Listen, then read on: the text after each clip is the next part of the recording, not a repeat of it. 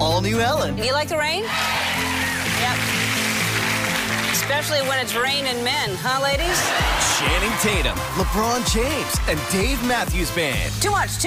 Ellen, today at 3 on NBC4. All eyes on Hurricane Florence. We're tracking this monster storm and how it's going to impact our area. Stay with Storm Team 4 on air and online for continuous updates. And download the NBC Washington app to get breaking weather alerts anywhere you are. We're working for you. Blog Talk Radio. Let's go. It's time to attack. We the smartest, fastest, and most vicious. We gonna put them in their place. We coming around. We gonna game. Andy's gonna fire deep. Coming to there inside the 10. Throws Superman. Put route by Edelman. Now they come on a reverse to the near side on a quick run. What up, NFL fans, and welcome to another edition of Cover 2 with McMillan and Purdue. Look, week 1 in the NFL season is over, and it was a doozy. I'm one of your hosts, Dev McMillan. I'm at the round table with my partner in crime, Fred Purdue. Fred, what's going on, good brother? What's going on, man? Week 1 is in the books, and quite honestly, I can't get enough. Yeah, it was pretty exciting for everything to be back up and running, man. We got college football on Saturdays. We got NFL football on Sundays. Life is good, man. I got high school football on Fridays. I get started before you do. So I'm just saying, I'm locked in. I'm locked all the way in. Locked and loaded. All right, so let's jump right into it, man. We're going to talk about week 1 a little bit, and then we're going to give our thoughts on some storylines going into week 2. So we'll start off with our quick slant segment. And the first thing we want to talk about is I just want to get your impressions of week 1 overall. What are some of the things that stood out to you? If they always say, the first 2 things in football are you go find you a quarterback, and then you find someone to get after the other team's quarterback. And you don't let these things go. You always want to just ride it out until the wheels fall off, right? So John Gruden said something really, really just mind-boggling to me. He said that the Raiders didn't have any pass rush on Monday night. I wonder why. Herm Edwards said something that a while, like years and years ago. He said, "Hello," that's what I said. "Hello," and then he also said, "You play to win the game." You play to win the game. You don't play to just play it. I get it, Coach. I get it. And, to play to win the game means you have to put your best chips on the table for 16 weeks. But the Raiders, they didn't do it. They traded their best chips and then wondered why they didn't produce. He wreaked havoc on the Packers for a half the night before, and yet you're wondering why you don't have a pass rush. Yeah. John Gruden, I'm glad you secured the bag for that $100 million, but the Raiders are going to be they're going to be ass cheeks for the next 10 years. I'm just calling it what it is. Well, that interview continued when he said that, and I have I think I have a clip of what he said after that because, the person who was interviewing him, they had the same type of response as you. Like, it was mind-boggling. And, he actually asked John Gruden, like, are you stupid? And this was his answer. I'd like to explain something. I ain't punchy. I got what you call, a relaxed brain, but I ain't punchy, It's just... So, he got a little bit of relaxed brain. So we might have to give him a pass for the Khalil Mack move. And then the subsequent question he asked after he noticed that Khalil Mack was missing from his defense. Biggest takeaway I got from week 1, Fred? The Browns are going to be the Browns. Now, with the kind of losing streak that they have, they tied the Pittsburgh Steelers, one of the teams that I picked to represent in the Super Bowl this season. Why, you ask me? Is that tie even worse than, had they taken a loss? It's because Pittsburgh tried to hand them this game on several platters. But I guess all of these platters were beneath the stylings and the taste of the Cleveland Browns because they would not accept the food that Pittsburgh was trying to serve them. I don't know if you watched this game or if you just saw the highlights or if you got a chance to, to watch the game film yet. They were offered every chance in the book. Oh, I saw it. I'm not even exaggerating when I say there were at least 6 chances where they could have nailed this game up, and they just would not do it. Cleveland being Cleveland, man. I saw a lot of that game after seeing my Patriots play, and there was another game that was on right around. I can't remember which game it was, but they showed that game came. The ending of that game came on. And I'm sitting here like, what is going on here? The Browns shouldn't be in this game, and I'm sitting back. The first thing I thought was Le'Veon Bell. The dollar, like I'm just thinking of a counter just going nuts. It's just going off the charts because that's what's gonna happen now. I mean, the longer he sits out, and the Steelers are gonna struggle. They will struggle. Don't get it twisted. Right. They had monster numbers from their backup, but it just wasn't the same impact. It's not the same impact. And the other thing I saw in that whole thing is Ben Roethlisberger done? Because he didn't look good at all, and he hasn't. He looked a little in a while. He looked a little washed. I think though, I think he's good enough where that's not going to be a consistent thing. He's not going to be consistent one way or another. It's not going to be a positive consistent, and it's not going to be a negative consistent.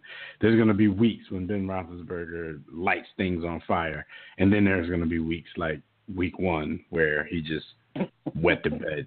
He cracked the bed the whole game. But no, man, for me, it was more about Cleveland, man, because even though they made a comeback, they were given every opportunity to win this game, and every time their fans got excited, got hyped, like, oh, my God, this is it. We're about to nail it up. We're about to take it. They did something to mess that up, and it all came down to a field goal in overtime, where overtime they shouldn't even have been in overtime, but it came down to a field goal in overtime where it looks like, okay, this is going to be easy. They're going to make this field goal, and it's going to be a new era in Cleveland Brown football.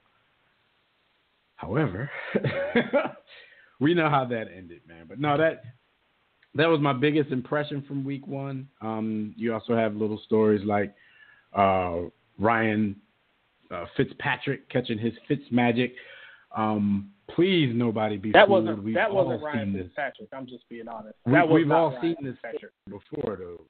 Fred, we've all seen it before. Fitz will play great for a couple of games, might play good for an entire season if given the opportunity. Another team will be fooled into signing him for a long-term deal.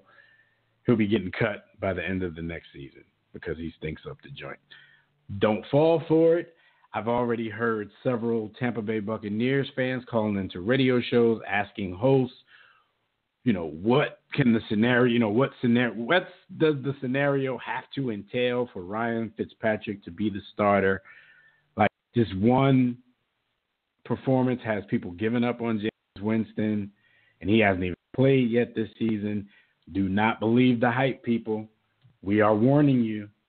I don't know where you were when this story happened 3 or 4 times before, but do not believe the hype. Yeah, for me, when I saw that, I saw pieces of that game, and I'm just seeing bombs away. And I'm not concerned about Fitzpatrick because we know that'll fizzle out. My concern is the Saints defense. Is that their defense from last year? Because they were the bomb squad. Or are they just back? Or is the defense just or is back? the bomb squad back? Yeah.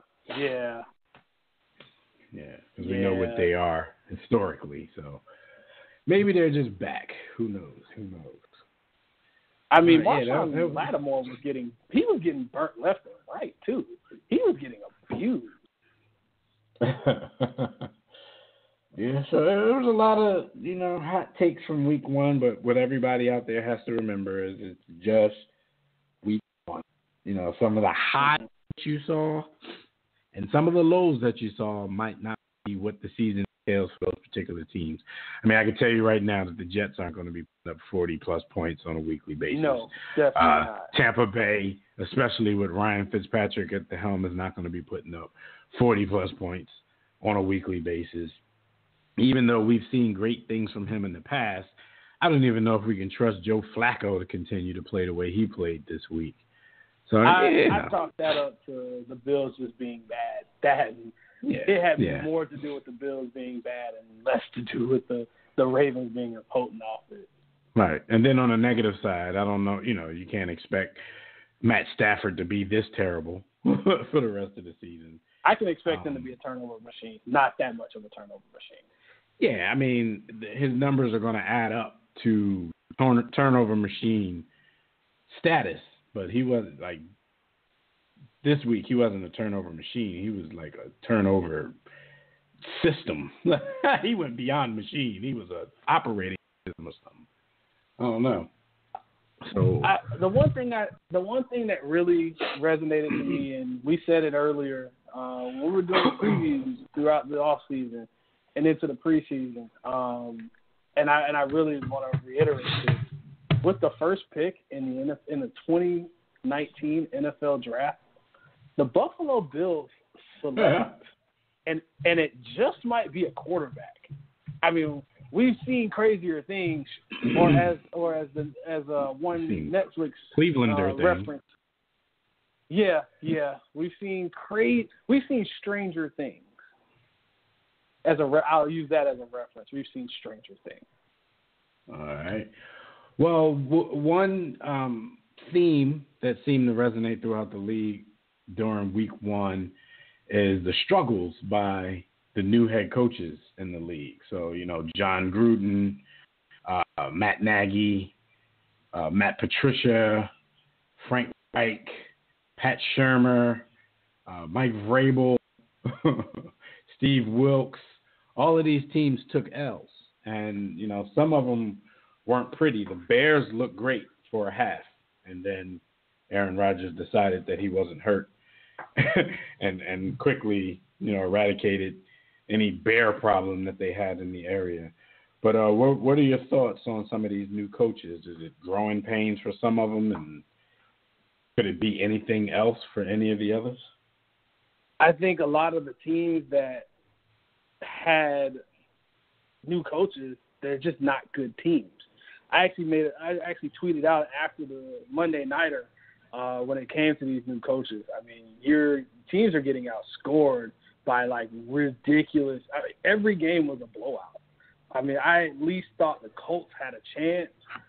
No, the Giants. The Giants were probably the closest of all the teams in this. Simply put, Jacksonville just didn't look good, and I think that's going to be a theme there. But every other coach they look out-coached. Matt Nagy you got out-coached. You got outplayed by a cyborg, quite honestly. That's Aaron Rodgers. You get a pass. He gets a pass for that. I mean, he was playing against a cyborg.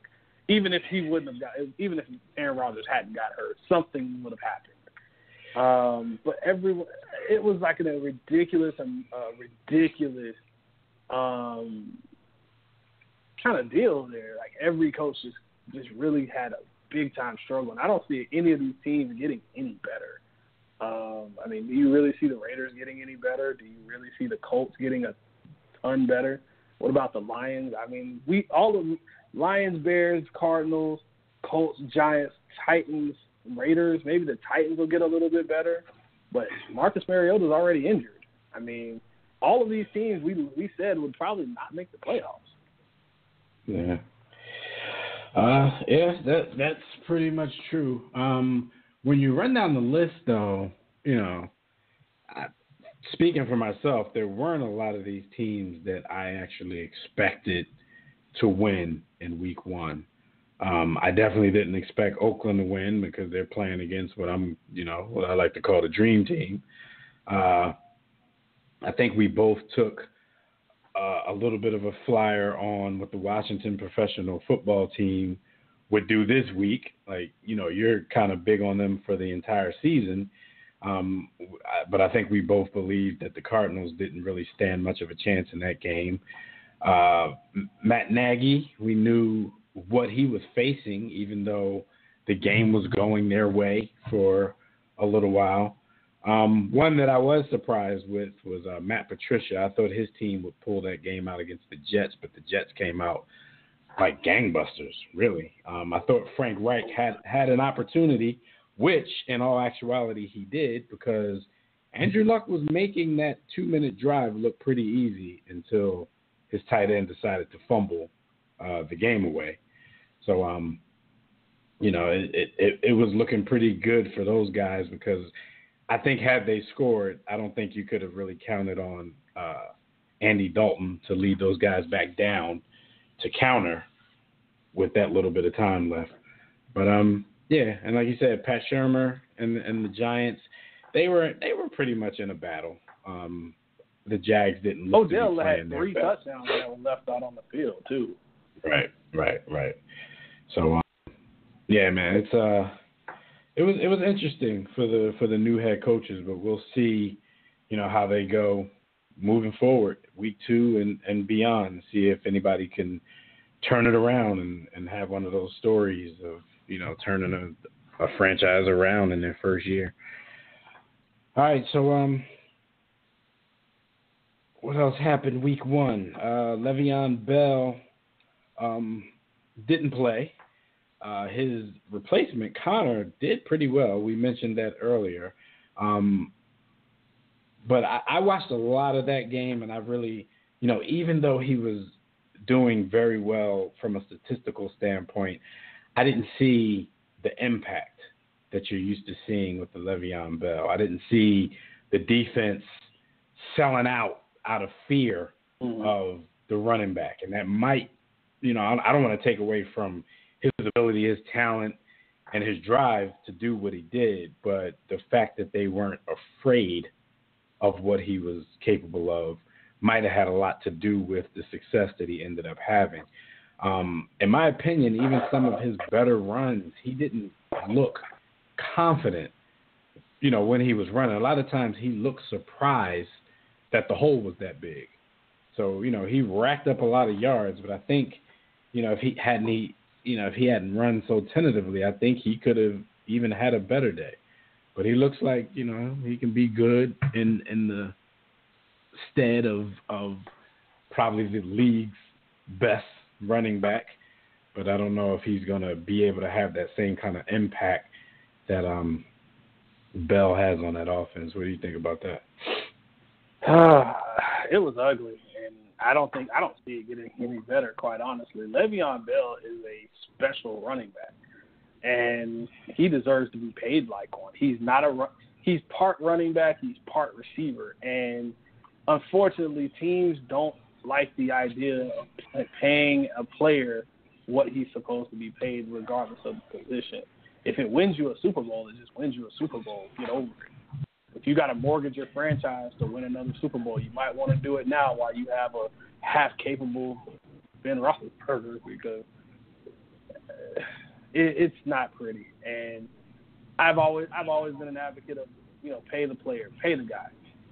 I mean, if you don't, somebody else will. And the Steelers are the last team I expected to do this. So what do you think, of them removing Le'Veon Bell from the depth chart? Just a message that they're sending out to him, or do you think, the Steelers are getting serious? Like, what was the meaning of that? I think it's a lot more serious than people think. I think with what's going to end up happening is they're going to fold under the pressure at some point when it gets really bad, when they're struggling in week 4, week 5. They'll have no choice.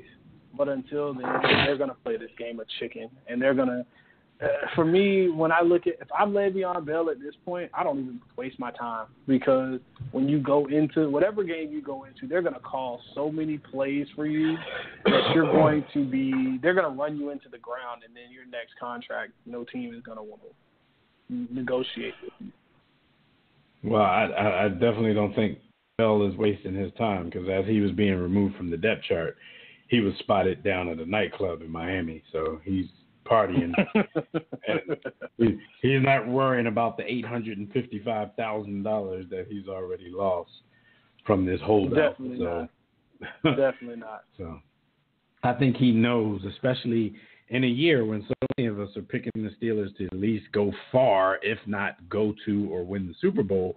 I think he knows who holds the cards in this particular instance. So Steelers are going to have to do something at some point. He's the straw that stirs the drink, but at the end of the day, the Steelers have to be smart enough to understand that you have a very, very small window, and that window is already closing, and the only chance that you have of defeating the mothership, as many have called the Patriots, you need that. You need 26. You don't have 26 years. So, I mean, what do you think the personal feelings are going to be between Bell and the team? Like, even if they were to go to the table and try to work something out now, you think everything could just be swept under the rug and they can just go back to normal after all of this? I mean, it's become a pretty contentious holdout. You have teammates weighing in, talking about this man's money. Like, at some point, I'm like, maybe Bell, I know it's a gamble, but maybe he should just sign the tender, play out his last season, and bounce instead of trying to go long-term with this team. Like I said, I don't think it'll be good. I think it'll be one of those things where there's going to be some spite, and you know how NFL teams are. They're the pettiest. I used to say, I've never watched an episode of like Basketball Wives or anything, but we all know how petty that kind of thing is. NFL teams take petty to an even worse level. They are petty as petty can be, and they're going to try to run him in the ground because they're going to get everything out of him, and then they're going to get rid of him, and they're not going to want to negotiate. So why should he go to the negotiating table? He holds all the cards. Le'Veon Bell, do what's best for you, man. No doubt. Another situation where the team and the player might have to do what's best for them. Aaron Rodgers, his injury. Man, during the game, I pretty much just knew that Aaron Rodgers was done for the season, the way that everything was going down there. It's crazy how injuries are so different, because you look at Aaron Rodgers, who was immediately showing he was injured. He was damn near carried off the field, then he was carted to the locker room. You think he's done, and then he comes back out damn near on one leg and leads the Packers to a comeback. You look back to last season, Week 14, Carson Wentz dives into the end zone. He's limping the next play, throws a touchdown, walks off the field after, immediately staying in to throw a touchdown, walks off the field, walks all the way back around the perimeter of the field, all the way through the tunnel to the locker room on his own, and he's done for the year. So it's just weird how things play out. Like, he tore 2 ligaments in his leg, and Aaron Rodgers went through what he went through, and he was able to come back into the game. He's been rehabbing for the past 3 days, and there hasn't been any official word of whether or not he'll play. Looking at this Vikings defense, I don't even know. I mean, I know this is the team that they're going to be battling for the division with, but I don't even know if it's in their best interest to allow him to play this week, man. What do you think? The NFL season is a marathon. It is not a sprint. And because it is a marathon, not a sprint, you have to protect your $100+ million investment that you just made. How do you do that? You run the football. You can play Aaron Rodgers. You run the football. You've been wanting a running game anyway. Work on this running game. The defense looked pretty good in the second half, so trust your defense.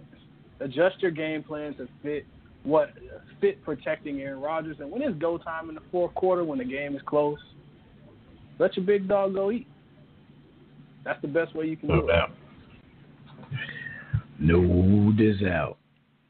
And am I still a little bit choppy, Fred? No more flags on the play. But you were borderline Nate Peterman. I was gonna have to yank you, man, because you had already you were throwing a couple picks out there.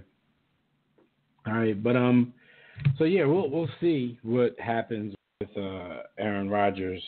Of course, the dramatic side of everything. I'd love to see him play, but I don't want to see him go out there and put himself in further harm's way because they didn't take the time to make sure, he was. I guess you'll never be fully healed since you got to go out there and practice and play every week, but at least in better shape than he was, leaving that game. Because Sunday night was all about adrenaline, but I'm pretty sure he's felt terrible the past few days or so. You just mentioned Peterman, saying that you might have to yank somebody out of the game like Peterman. Bills are going to start Josh Allen, but Peterman, this is the second time that they've tried to insert him as if they know something that we don't. Like, I don't know what he does at practice, have the confidence of this coaching staff where they keep trying to insert him as the starting quarterback. But do you think Nathan Peterman is a quarterback on this level? Because in his limited time and opportunity to show that, he showed us absolutely nothing. I used to say Sam Bradford was the ultimate thief in the NFL. Sam Bradford's capable. Nate Peterman couldn't play for my college team. He couldn't play for the pitiful Miami Hurricanes offense right now. I will keep my Malik Rozier. I don't care. Nate Peterman's bad. He's really bad, and it won't get better. Speaking of Sam Bradford, he has a new title. He's not the biggest thief. He's the ultimate bridge. Like, he's who everybody's going to call every year when they need to bridge the gap between their old quarterback and their new quarterback. So that's Sammy's new job out there, and he will keep a job every year just for that. But yeah, Peterman is pretty much terrible. I was thinking that they should have probably started Josh Allen from the start, and we talked about that, on our preview show, just because, and it's based around the same thing I just said. Like, I don't know, like, there's nothing in a limited, and I don't like to make judgments this quickly. You know what I'm saying? Because who knows? They let him play. Nathan Peterman could end up getting it by week 5. But at the same time, coming into this season, if you just drafted a quarterback, there was nothing in limited action that Nathan Peterman showed me last year that says to me, don't start your quarterback. Let him learn from Nathan Peterman. let him back up the Peterman. I don't want my quarterback learning anything from that young man. Right. At all. Exactly. So nothing told me he was capable of teaching anything but negatives. So I would have just started Josh Allen from the start. But deal with the mistakes, because at the end of the day, there are 2 quarterbacks in this league and they're current players at that I wouldn't entrust my kid, my quarterback, my money, my life, none of this. You can't have anything. And that's Nate Peterman and RG3, and I might be willing to say, RG3, come on over. We're gonna give you the exception, because Nate Peterman's bad. He's that bad. That's definitely bad if you call him on RG3. Yeah, and I think Sean McDermott's a pretty good young head coach, but I do think with dealings of the quarterback position, I think he outthinks himself a little sometimes. The move from Tyrod to the Peterman was mind-boggling, and it would have been very interesting had that one game, that one move, been the catalyst to knock them out of the playoff race. Luckily, they eked in there. but he almost blew it, for no reason at all. All right, so we don't have any topics to go deep about this week, so we're gonna skip right on over that segment.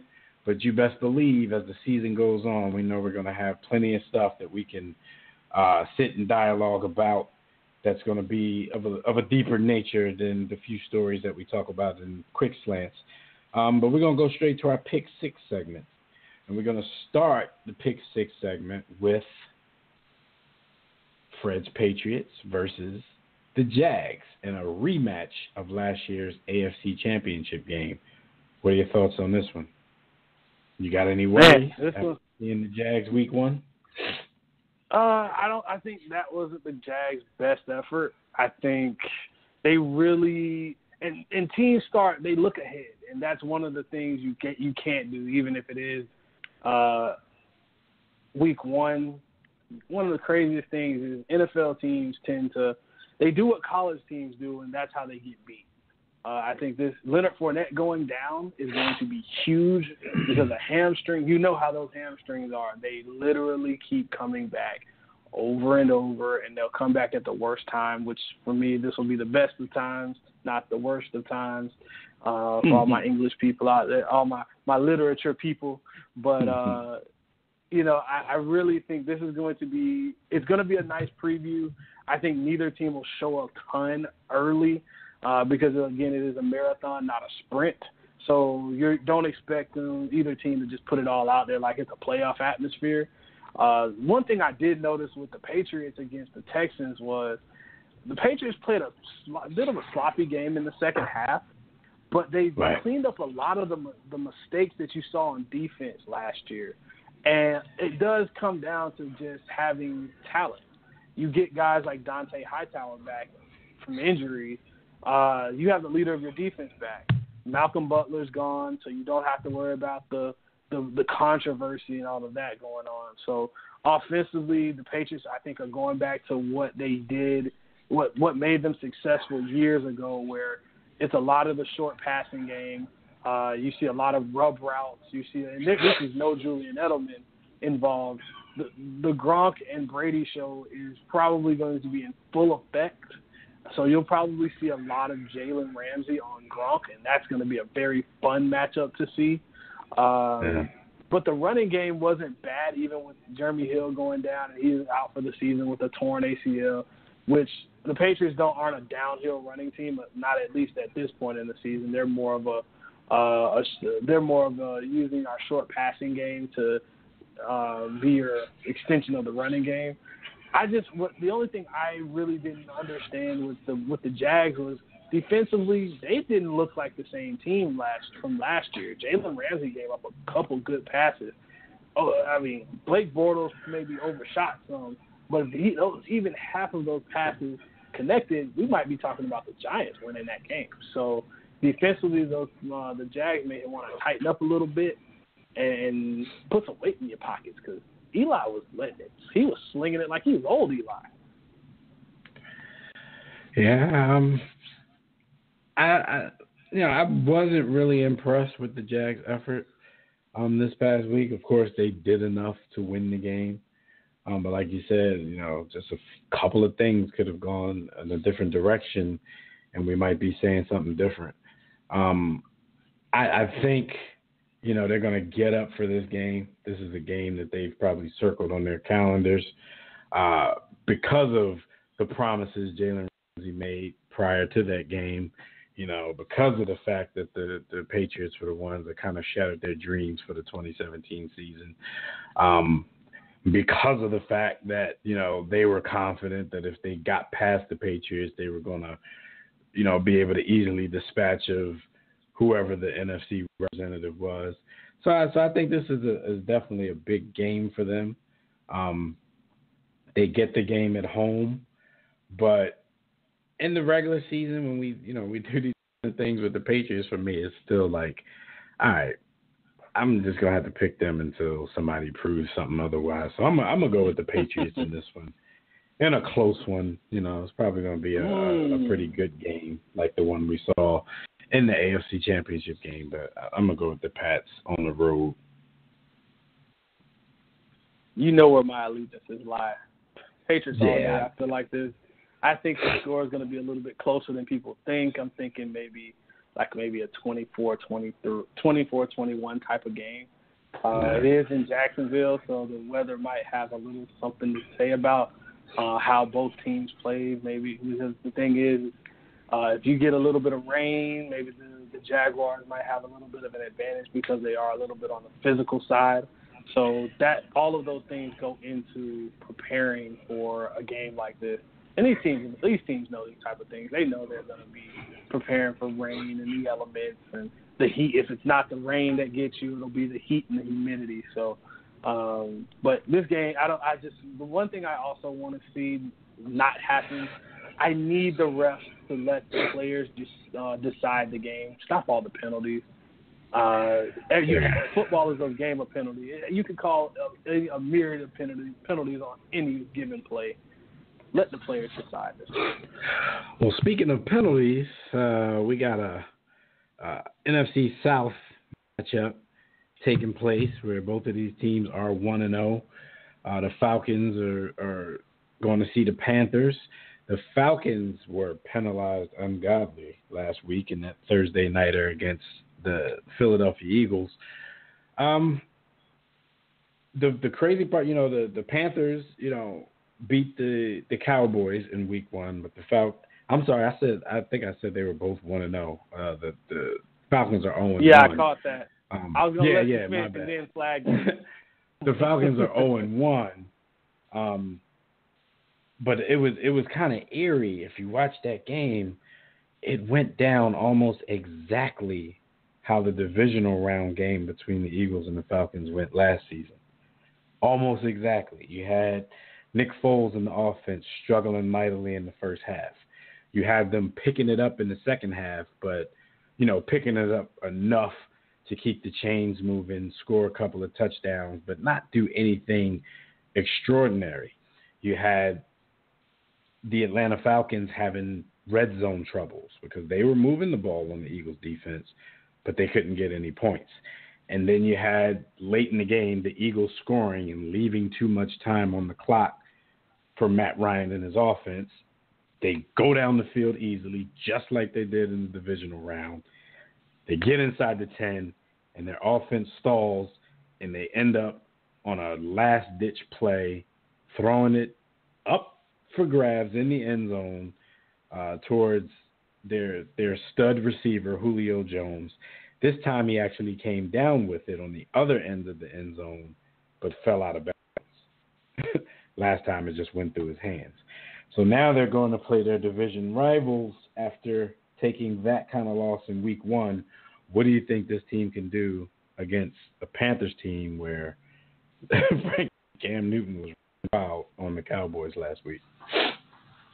Well, the Falcons come into this game with a myriad of injuries that are not in their favor. Deion Jones on the IR list.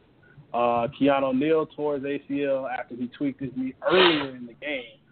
So you have big concerns. Deion Jones is the guy that covers your tight ends. He's your coverage linebacker. He's the buzzsaw. And then Keanu Neal, he's your Cam Chancellor in that defense. He's the enforcer.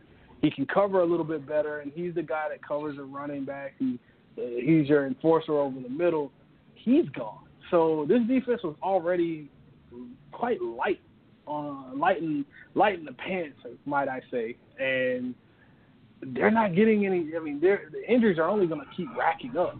The pass rush wasn't there. And by the way, Cam Newton likes to run the football. This Panthers team wants to be physical at the line of scrimmage on both sides of the ball. I'm taking the Panthers in this one, and for once in life, I don't trust this Falcons offense. It's Julio Jones or bust, and granted, that's great because Julio's on he's on my fantasy team, and that's great. Julio put up big numbers. Wish he would have caught that last touchdown, but you're at some point. What happens when they start triple covering or double covering Julio, because we know how that goes. Julio's good for 1 or 2 big games every 4 to 5 games. He's good for 1, but then he just kind of disappears by nature of the defense just showing him a lot of love and attention. Yeah, and frankly, even with Julio having the type of game he had in Week 1, those stats are pretty empty if he doesn't get into the end zone.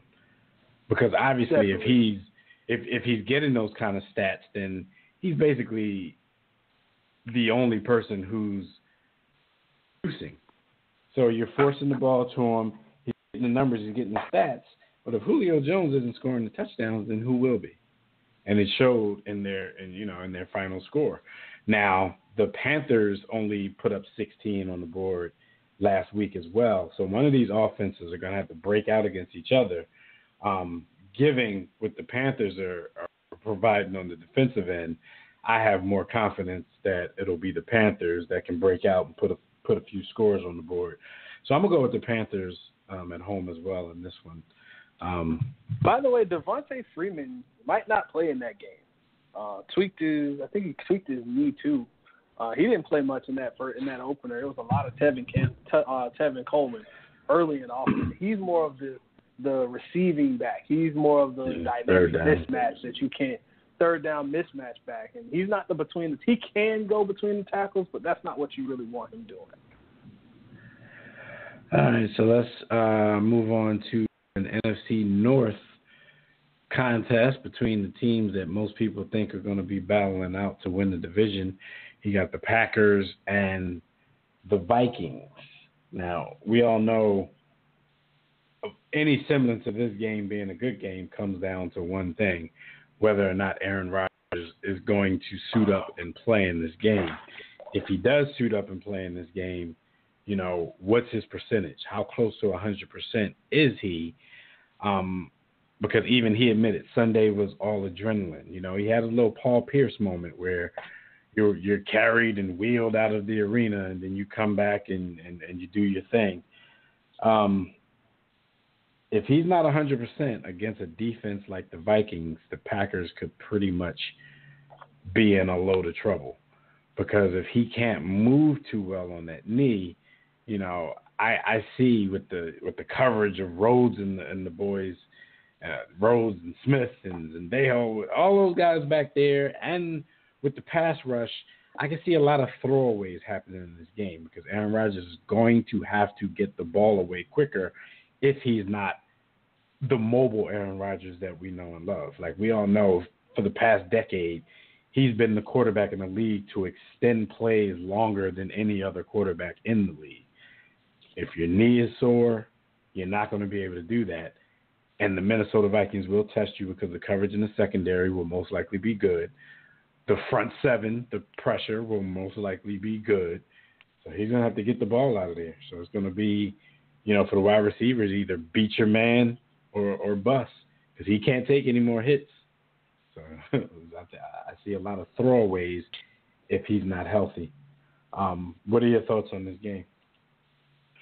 I got to echo your sentiments, man. It's Aaron Rodgers' sprained knee, can't move around. Anthony Barr is going to be watching them. We know those two have some history. You're gonna see a lot of spies on him. You're going to see upfield rushers trying to get on the outside, trying to get upfield. You're going to see guys like Linval Joseph and Sheldon Richardson just trying to do anything they can to just disrupt it. And you can disrupt a quarterback without having to get sacks. Make him throw the ball away. Make him change his launch point. Make him uncomfortable. Get your hands up. Bat a pass down. I mean, there's plenty of ways to get a quarterback like Aaron Rodgers out of rhythm. And this Packers team isn't a team that likes to run the football a ton. So even without Aaron Rodgers in the game, they just don't run the football by nature. So I'm thinking if I'm Minnesota, I want to get as much pressure as possible with my front four. Let's rush 4, drop 7, keep maybe an Anthony Barr on a delayed blitz every now and then. Make Aaron Rodgers' life just as hectic as possible. Don't let them stay on schedule. Lots of 3rd and longs, 3rd and 8s. You want a lot of 3rd and 7s, 3rd and 8s, and just blanket coverage. I like the Vikings in this one, and I don't care if Aaron Rodgers is healthy or not. I still like the Vikings. They can do a lot on both sides of the ball. And see, now Kirk Cousins is in here, and he can orchestrate this offense. I like Dalvin Cook. I love Stephon Diggs. And Kyle Rudolph is doing work as well. This offensive line kind of bothers me, but the Packers don't have the greatest pass rush in the world. Yeah, I'm with you on that. I like the Vikings either way. I just think Aaron Rodgers is the only he's the only answer to them even making the game competitive. If he doesn't play, the Vikings are going to lose, in my opinion, by double figures. So let's go to the next one. Before we go to the next one, real quick, Jimmy Graham was completely irrelevant in the Sunday Nighter, but he was supposed to be the new toy for Aaron Rodgers, even in the second half. Didn't really see him much. Need him to show up. Yeah, he better step up and show up. The next one is the Philadelphia Eagles going down to Tampa to see the Bucks. Now, like I told you earlier, there's been a lot of Tampa fans excited, calling into every national show they could, get their hands on, talking about what they saw week one and being excited about Fitzpatrick. I actually think for the Eagles, Fitzpatrick playing out of his mind in week one is probably the best thing that could happen to them, because we already discussed, we know where he goes once the expectations rise. So from last week, he can only go down. You know what I'm saying? I don't think he can play to that level again, and definitely not in back-to-back weeks. Not saying that he's going to play bad, but it's going to be a bigger challenge because the Eagles defense played pretty well, especially in the red zone. But even their secondary, I think, played well. I mean, you look at Julio's numbers, how somebody you could say they played well. But, if you know football, you know that Matt Ryan's forcing the ball to Julio Jones. Julio Jones can pretty much do those type of things and put those type of numbers up on the best secondaries and best corners in the league. So that's one of those things where I say, Julio's going to get his, but if you can keep him out of the end zone, then it's still a win for your side of the ball, because if he can't get into the end zone, they're not scoring much. So all you have from Julio is a bunch of empty stats. Fantasy owners will be ecstatic, but, they're not going to win games like that. The Tampa Bay Bucks, they present a challenge on the outside. Mike Evans and the speed of Deshaun Jackson, who always wants a revenge game against the Eagles, no matter how many times he plays them. So, it should be a pretty good game, but I just don't expect Ryan Fitzmagic to be magical like that. So I'm going to go with the Birds, because I think they have a lot of improvements from the week one that they could make. And for some reason, it seems like Atlanta kind of has Nick Foles' numbers. I mean, his number, as far as making him struggle at least for a whole half of football. So maybe, he could break out against Tampa. I got the Eagles in this one. What about you? I'm taking the Eagles, too. The one thing Philly fans and players alike can, and especially the coaching staff, can take and just kind of run with is the Buccaneers. They had to score 48, but New Orleans scored 40 points, too. They just ran out of time. So this might be the defense that we can get this offense going against. Exactly. And the pass rush for the Saints wasn't the Eagles' pass rush. That's the Saints' pass rush with Cameron Jordan and Sheldon Rankins, and that's it. Well, this Eagles defense, they were getting after Matt Ryan, and that offensive line was a little bit better than Tampa, but not as good as really good offensive line. So what I think can happen here is Fitzpatrick's he's gonna come down a little bit. He's not gonna do that again. It's just not gonna happen. I don't care how many weapons you have. You have a whole offseason to game plan for this one opener. Now you can kind of game plan around Fitzpatrick's weaknesses. If you can get a pass rush in there, stop the run a little bit, force him to go away from Mike Evans and throwing jump balls, and make Chris Godwin the guy that they think he is and force him to be the guy. The tight ends are going to be huge in this game for both teams. Zach Ertz is just a mismatch. That he's a mismatch from hell. And for Philly, you're not going to see any double reverse passes or anything. You're not going to see any more Philly specials. That was something that was probably scripted if they reached a certain point in the season. So don't expect anything like that to happen. I expect a ton of Fletcher Cox meeting his other teammates at the quarterback. And if the back end holds up, the linebackers don't have to be great. The back end just has to be able to hold up. I just want to see Malcolm Jenkins knock somebody out. Quite honestly, I'm getting a cut. I need him. I don't want it to be Brandon Cooks bad, but I need it to be pretty good. I miss that form of football. You know, it doesn't exist anymore. So when you get it every now and then, you just get really excited. But I'm taking the Eagles in this one. I think it's going to be 24-10. All right, we got the Steelers and the Chiefs. What are your thoughts on that one? Pat Mahomes looks really good to start. The one thing I said all in the previews throughout the offseason and the preseason was this offense is going to be very explosive. We saw a little glimpse of it in the preseason, but we saw everything that this offense can be. Pat Mahomes looks very accurate. He doesn't just have a strong arm. Tyreek Hill looked like the old Tyreek Hill that we've always known. Sammy Watkins made plays. This defense made plays. I like what I saw from this Chiefs team. Andy Reid now has a guy who has a flamethrower for a right arm, and he's going to use it early and often. But it's not in the traditional way you line up 2 or 3 receivers and just run traditional routes. It's bubble screens, it's kick returns, it's punt returns, using guys the proper way.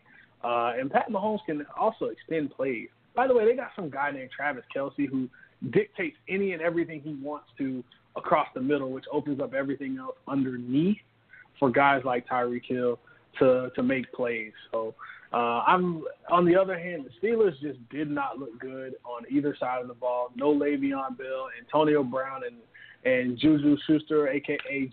Juju on the beat. These guys are going to have to make plays and make all the plays. Jesse James is also going to have to make plays.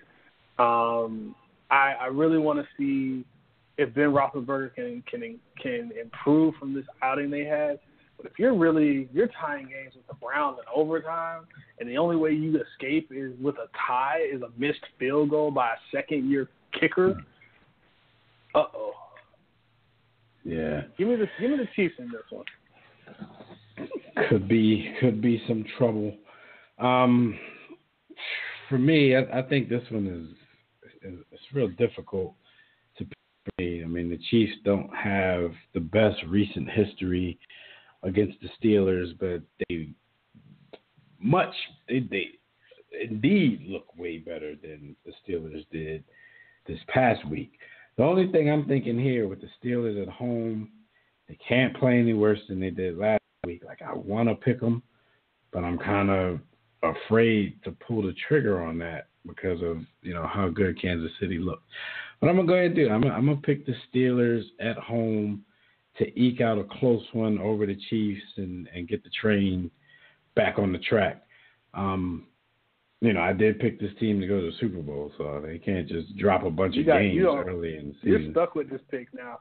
Yeah, so they can't just drop a bunch of games early in the season. They got to beat some of these teams, and team like Kansas City, that'll be a great start right there. So I'm gonna go with the Steelers on that. And last but not least, we're gonna talk about America's team playing the New York. The New York football. I don't want to call them that, but they're the Plantation. And this game will take place at Jerry World. This is usually a week 1 matchup. I don't know if you noticed, how many times in the past 5 or 6 years that week 1 would always feature the Giants versus the Cowboys. Most of the time on Sunday Night Football, and most of the time at Jerry World. So I guess this year, they decided to move the festivities to week 2. Dallas did not impress at all on Sunday. The defense surprisingly played much better than the offense did, only yielding 16 points to Cam Newton. And, a lot of the damage that was done with Cam Newton's legs. And, when that's in the equation, it's hard for any team to completely stop this guy. The Giants, on the other hand, I wouldn't say they impressed either, but I think they played a little bit better than the Cowboys. I have no confidence in Dak Prescott right now. I don't think Dak Prescott has any confidence in Dak Prescott right now. His best weapon, or at least the one who's producing the most after 1 week, is Cole Beasley. I like Cole. Cole even got some bars, if you heard him rap before. But if Cole Beasley is your best weapon in the passing game going into the game, then you're in trouble. I got the Giants in this one on the road, and it's not even hard for me to make that pick. What are your thoughts?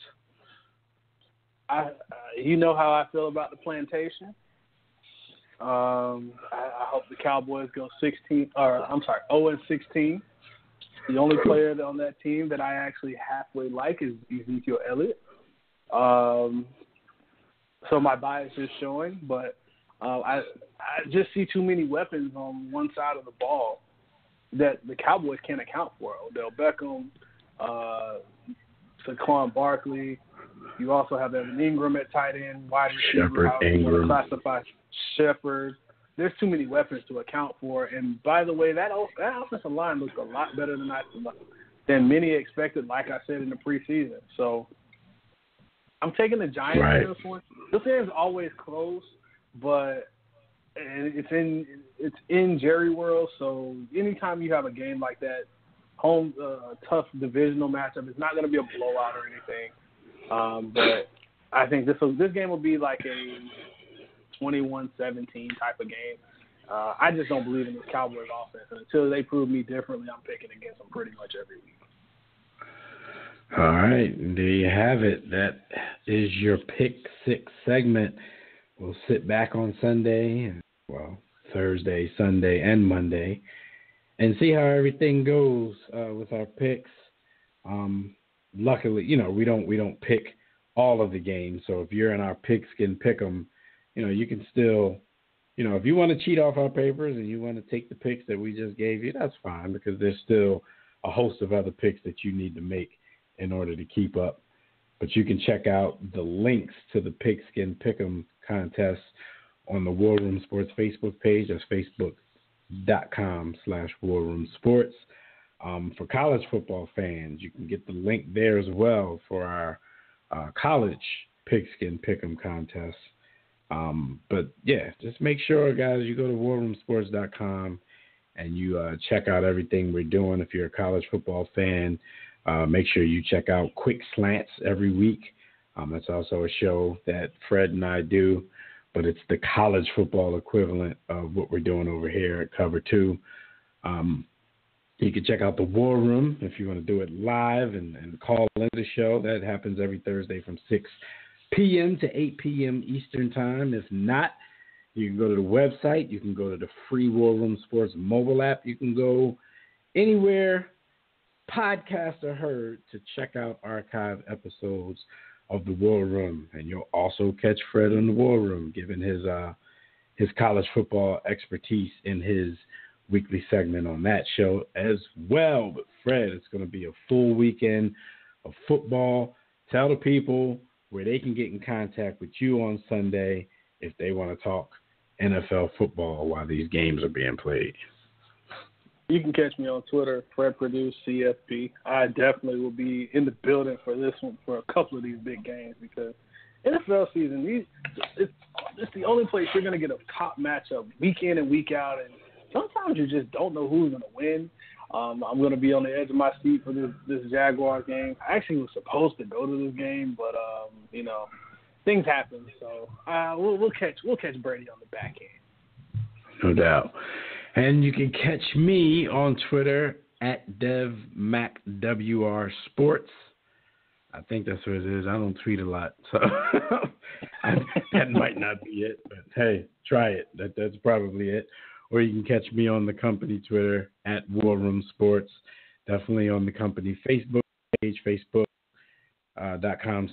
Room Sports. And you can catch me on the War Room Sports Game Time group on the GroupMe app. All you got to do is download the GroupMe app on your phone, look for War Room Game Time, get invited into the group.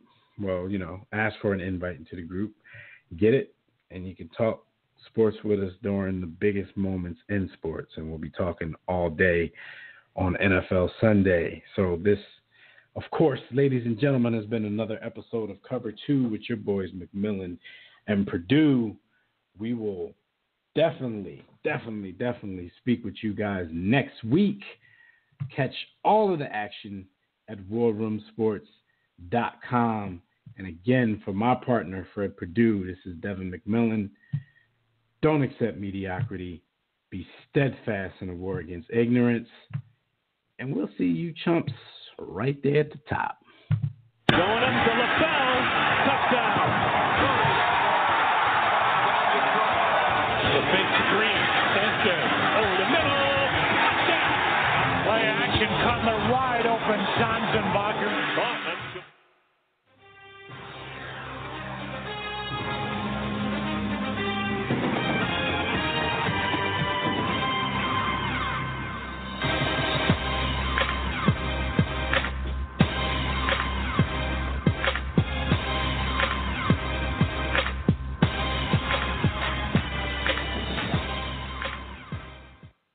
War Room Sports, www.warroomsports.com. What? Ain't no more to it. All new Ellen, Michael Strahan. Plus, a little cruise ship dancer taking over social media. People were coming up to me and asking me for autographs. It was kind of awkward. But... Right, well, it's going to be more awkward now. Ellen, today at 3 on NBC4. Imagine moving into a new home and hearing scratching, screeching every night. Inside the walls, hundreds of bats. They just took over the house. I had no idea. Warning signs something could be lurking in your home. Today at 5 on NBC4.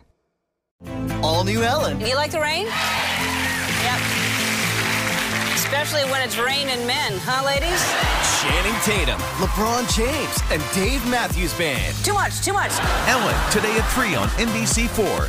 All eyes on Hurricane Florence. We're tracking this monster storm and how it's going to impact our area. Stay with Storm Team 4 on air and online for continuous updates. And download the NBC Washington app to get breaking weather alerts anywhere you are.